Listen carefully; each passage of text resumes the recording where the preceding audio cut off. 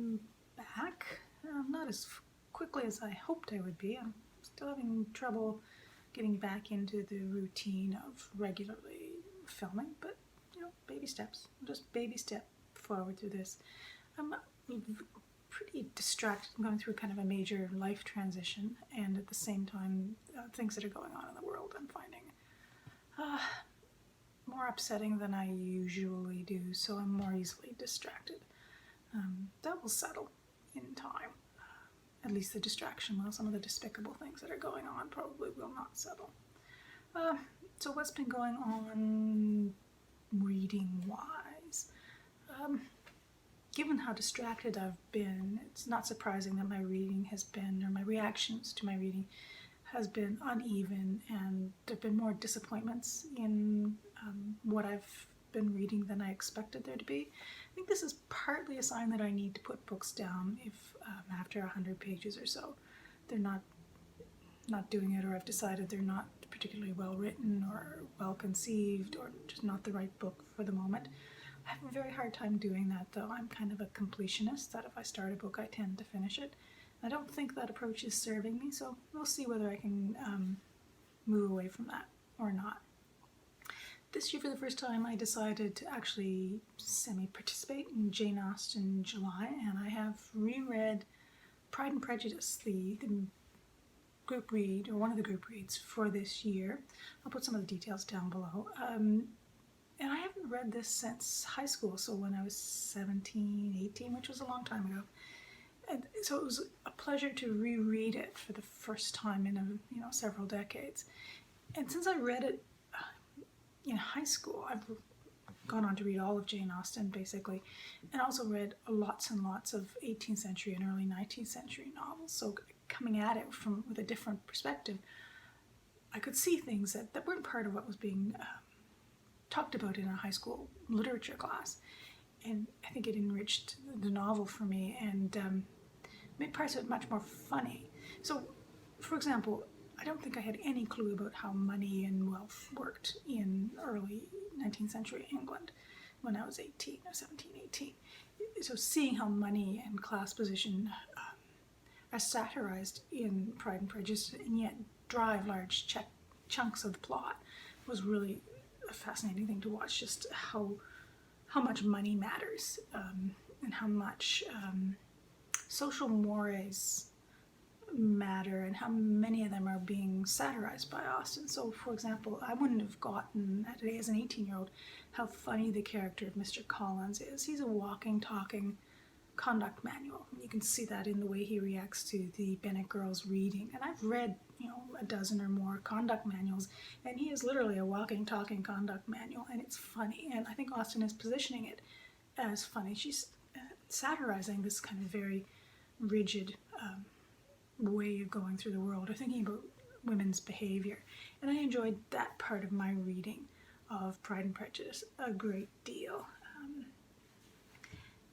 I've also read a novel set in Austen's period. It's a novel about Dorothy Wordsworth, written by Kathleen Winter, who's a Canadian novelist, called Undersong. And it's told from the perspective of James Dixon, who is kind of a gardener or handyman servant of the Wordsworth household. And it's an interesting novel in some ways, but also, I think, uneven. The conceit that sets up the novel is that it starts on the day that Dorothy Wordsworth dies in the 1850s, I think. She lives, 10 years after her brother William.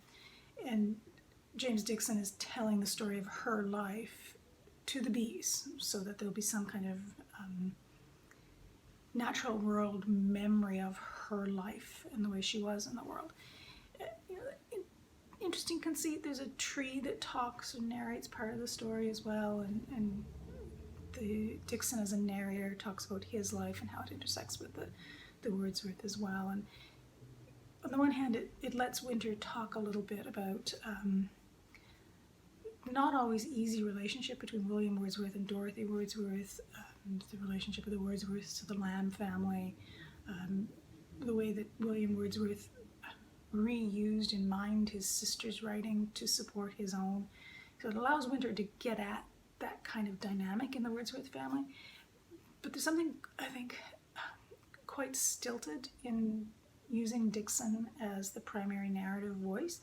And you can really see that when you get to the last quarter to eighth of the novel, which is a section told as if it were part of Dorothy Wordsworth's journal, so in the first person of a diary. And the writing there is particularly vivid and engaging and interesting and fractured, because Dorothy Wordsworth is being represented as someone who wrote in snippets. And that's a far more compelling piece of writing on Winter's part. Much more compelling than the standard historical novel from a first-person point of view of someone who's on the margins of history. So an uneven novel, but if you're really fascinated by Dorothy Wordsworth or the Wordsworth family, it might be worth a read. Not the best novel I've read in the last year, though. On the nonfiction reading side of the house, I've finished a couple of things. Most interesting one, though, is a biography by Joanne Passat. It's this one. Oh, glare.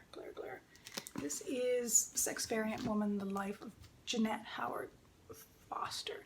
This came out in 2008, and it's a well-written, very well-documented biography of a librarian. You are unlikely to ever have heard of Jeannette Howard unless you've been particularly interested, say, in the Kinsey Institute. She was the first librarian at the Kinsey Institute. Or if you read library history or the history of reading, you might have come across her name. Unlikely, though.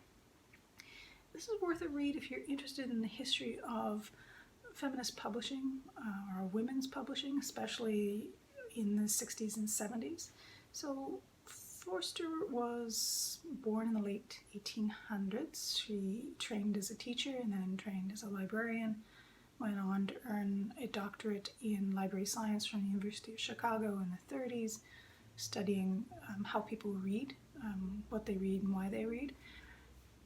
And she went on to work at the Kinsey Institute for 4 or 5 years, and she had multiple relationships and friendships with women across the gender spectrum. Her main accomplishment, and why it's worth reading this book, is that she wrote a bibliography and published it herself in 1958 called Sex Variant Women in Literature. And this was an annotated bibliography, so it provided publishing details about particular books and then a summary of the book, of why it might be interesting to you if you were interested in lesbian literature or lesbian-leaning literature. She also published short stories, novels, translations in the lesbian press of the 40s, 50s, and 60s. So she's a fascinating woman. She lived on her own terms. She was largely out for most of her life until she got to be in her 70s, when for complex family reasons, she was living with 2 women, and they were living in a very tiny community, and she needed to protect them a little bit, so she became closeted, more or less, at the time. But her bibliography is outdated now, of course, but it took her 20 or 30 years to assemble at a time when nobody thought it was worthwhile collecting or describing gender non-conforming literature. Nobody was actively, publicly talking about this kind of stuff. But she kept on doing it. 20 to 30 years, she finagled her way into multiple libraries, was able to draw on networks of interlibrary loan librarians to read books in which there might be a glimmer of an author talking in ever so closeted ways about women loving women. So a very interesting woman, interesting accomplishment.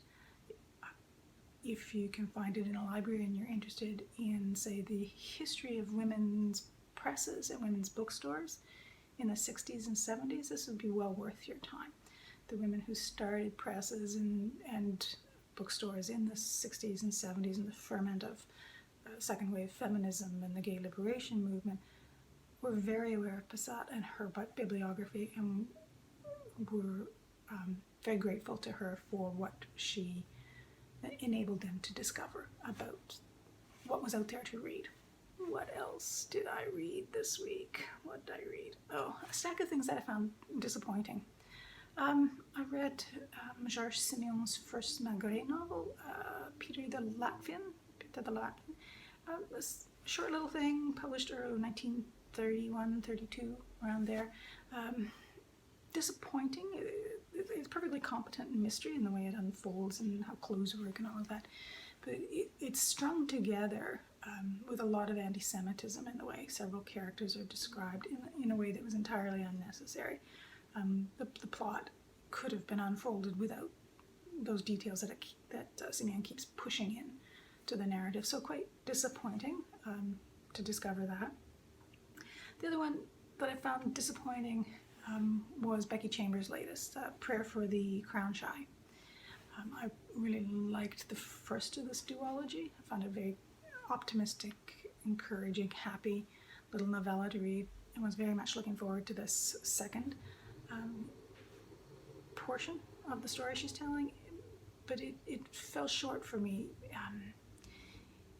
The characters are still pretty much the same characters. There's not a heck of a lot of character development, and that's part of the problem, I think. And it's the story of the return of the tea monk and the robot from the wild to the civilization, and it's overwhelmed by the exposition. There's so much explaining and discussion of how money works, or the substitute for money, pebbles, work, for example, that it distracts and diminishes the story that she's trying to tell here. And so it was disappointing. It's not a bad book, but it's not as good as the first installment in this. So that was one of my disappointments this week. Well, coming up, what am I going to be reading in the next week or so? I hope to be reading another novel for Jane Austen July. I hope to be reading Frances Burney's Evelina, which I read years and years ago. There's a theme here. I'm rereading books that I read years and years ago. I also hope to finish Toni Morrison's Jazz. I keep putting it down, so I lose the rhythm of it. And the picking it up and re-engaging with it is not going as smoothly as I'd like it to, but I hope to get back into that and finish that this week. I also picked up from the library Robyn, Maynard, and Leanne Simpson's Rehearsals for a Living, which is a collection of essays which are in the form of letters back and forth to each other. So I've dipped into that and hope to finish that. Stack of other things on the shelf. There's always a stack of things on the shelf. Once those are done, I hope to pick up Ali Smith's companion piece, which came in for me at the library, and I have Denise Mina's latest mystery novel, what's it called, Confidence, I think, and a stack of other things that are in the pile of things I might get to in the next week or so. I hope you had a good week and that you're finding good things to read or to reread, and if you have things you think I'd like to read, let me know in the comments. Otherwise, have a good week, and I'll talk to you later. Bye-bye.